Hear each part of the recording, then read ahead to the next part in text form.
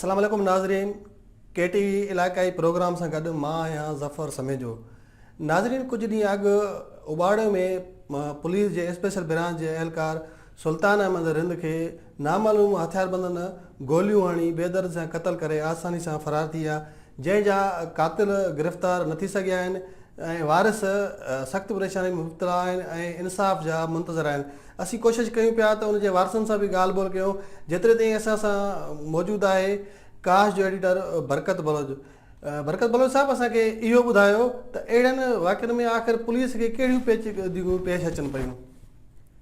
वॾी महिरबानी ज़फ़र, असल में अहिड़े क़िस्म जा जेके वाक़ियात हूंदा आहिनि, ब्लाइंड मर्डर हूंदा आहिनि, जिन में जेको मक़तूल आहे उन हवाले सां इहा ख़बर न पइजी सघंदी आहे त जे उनजी कंहिं सां दुश्मनी हुई या आया छो क़तलु कयो वियो। जीअं तव्हां ॿुधायो त स्पेशल ब्रांच सां उनजो तालुक़ु हुयो सुल्तान अहमद रिंद जो, त ईअं बि मुमकिन आहे त का थी सघे थो अहिड़ी कार्रवाई थियण वारी हुजे या अहिड़ी कार्रवाई लाइ हुननि जी प्लानिंग हुजे जंहिंमें हुननि इहो प्लान कयो हुजे त हिकु वॾे गिरोह खे हथु विझणो आहे।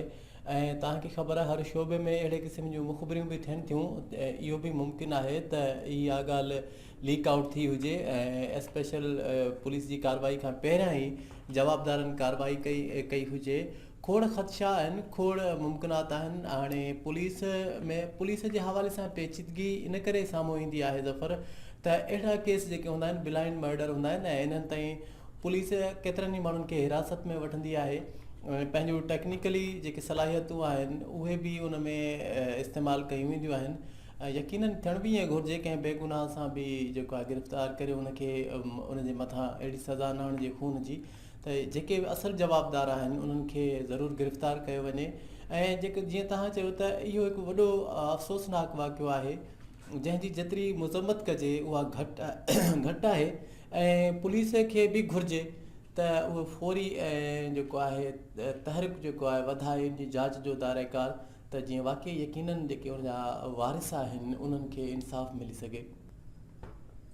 नाज़रीन, जेको आहे पुलिस खे घुरिजे त शहीद सुल्तान अहमद रिंद जे कातिलनि खे गिरफ़्तार करे ऐं उनजे वारसनि खे तकिड़ो इंसाफ़ फ़राहम करे वञे। पंहिंजे मेज़बान ज़फ़र समेज खे ॾींदा इजाज़त। अल्लाह हाफ़िज़।